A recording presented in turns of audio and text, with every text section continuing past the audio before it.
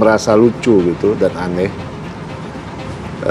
Kenapa yang diperdebatkan itu persoalan pembangunan jalan oleh Mas Anies.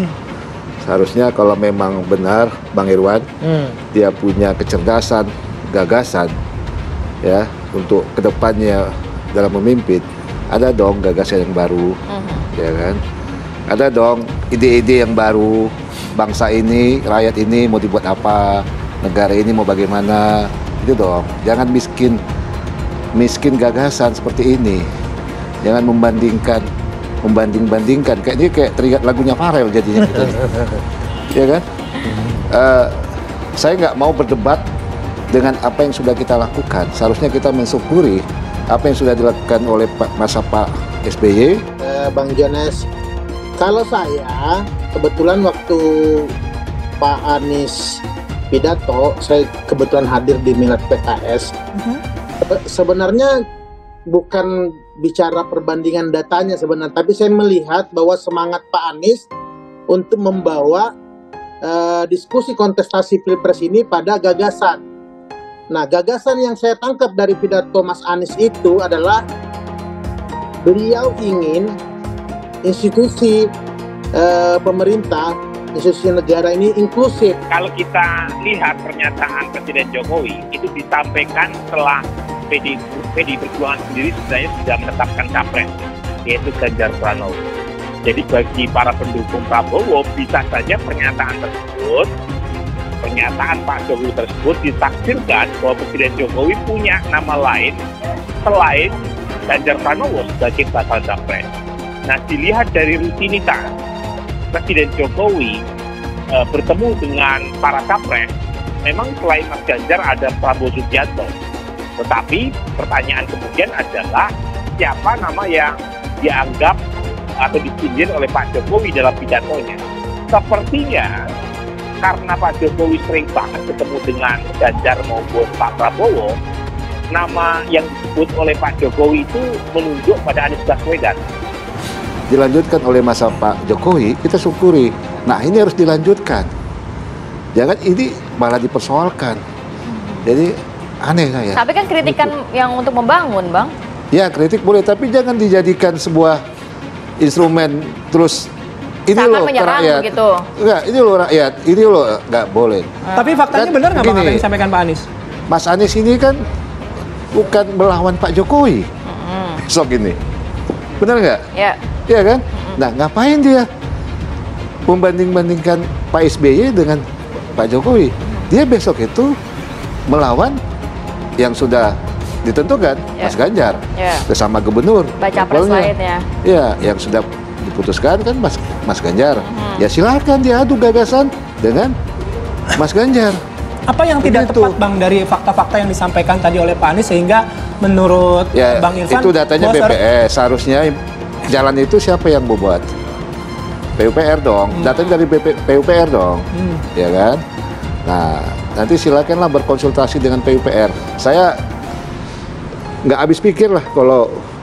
Artinya pembangunan infrastruktur yang dibangun itu pembangunan yang menunjang.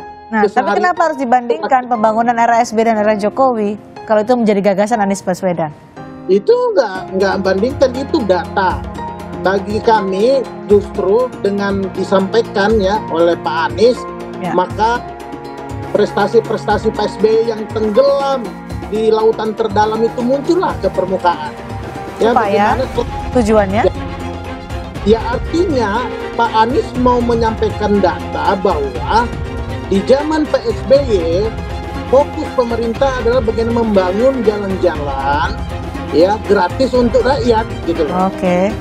Nah, dengan fokus Pak Jokowi saat ini membangun tol 1.848 km selama 8 tahun yang menyebabkan kemudian dampak pada penurunan kemantapan jalan selama 8 tahun ini juga tidak bertambahnya secara signifikan panjang jalan nasional. Nah, tentu pernyataan Pak Jokowi tadi bisa disanggah oleh pendukung Mas Anies Baswedan. Tapi lagi-lagi Pak Jokowi ingin memberikan kesan kepada pendukungnya bahwa capres yang harus mereka pilih ya antara dua nama saja, yaitu antara Mas Ganjar atau Pak Prabowo. Nama yang lain dianggap tidak sesuai dengan fatwa dalam kutip Pak Jokowi selama ini. Data yang disampaikan ada dalam di BPS itu, panjang jalan misalnya yang disampaikan di era Pak SBY 144 kilo. Itu artinya itu bukan berarti jalan yang dibangun 144 kilometer, Mbak. Tetapi itu sebenarnya data di BPS itu adalah data terkait dengan status jalan. Status jalan itu yang menentukan untuk nasional Kementerian PUPR, untuk provinsi itu adalah gubernur, untuk kabupaten atau kota itu adalah wali kota atau kabupaten setempat gitu. Artinya apa? Dari data-data itu sebenarnya adalah data status dan tidak menggambarkan hasil dari capaian pembangunannya, begitu Mbak. Ini yang perlu kita luruskan, ini yang perlu kita edukasi kepada masyarakat. SBY, hak Jokowi tidak suka dengan Anies Baswedan, jangan dipaksa jadi tersangka. Dikutip dari merdeka.com, Ketua Majelis Tinggi Partai Demokrat Susilo Bambang Yudhoyono menilai tak masalah jika ada anggapan Presiden Joko Widodo tidak suka dengan Anies Baswedan. Menurut SBY, tidak ada yang boleh melarang dan tak menyalahkan Jokowi jika memang benar tidak suka dengan Anies Baswedan. Jikalau Presiden Jokowi juga bekerja secara politik agar Pak Anies tidak bisa menjadi capres dalam Pilpres 2024 mendatang, itu pun tidak melanggar hukum. Karenanya tidak salah kalau pihak beliau mengatakan bahwa langkah-langkah itu tidak melanggar undang-undang. Ya, politik memang begitu, kata SBY dalam buku Presiden 2024 dan Cawe-Cawe Presiden Jokowi. Karya SBY halaman 13 dikutip merdeka.com Senin 26 Juni. SBY melanjutkan, yang menjadi persoalan adalah apabila cara yang dipilih oleh pihak Jokowi untuk mencegah Anies menjadi capres itu bertentangan dengan etika seorang presiden. Apalagi kalau masuk ke wilayah penyalahgunaan kekuasaan. Misalnya dicari-cari kesalahan Anies Baswedan secara hukum dan akhirnya dijadikan tersangka atas pelanggaran hukum tertentu. Kalau memang secara hukum Anies terbukti bersalah, rakyat bagaimanapun mesti menerimanya, katanya. Tetapi lanjutnya, kalau sebenarnya tidak bisa dibuktikan secara hukum bahwa ia bersalah, maka hal ini akan menjadi kasus yang serius. Namun, SBY tidak ingin membahas dampak secara sosial, politik, dan keamanan jika itu terjadi. Saya hanya ingin menyoroti dari sisi etika dan hukum. Kalau memaksakan seseorang untuk menjadi tersangka pelanggaran hukum, padahal tidak bisa dibuktikan secara mengesankan, ini sebuah penyalahgunaan kekuasaan, katanya. Apalagi, kata dia, utamanya kalau memang ada tangan-tangan kekuasaan yang bermain, masalah akan menjadi sangat serius kalau secara pribadi Presiden Jokowi memang terlibat dalam hal ini. Sebagai seorang sahabat, saya sungguh berharap beliau tidak melakukannya, katanya.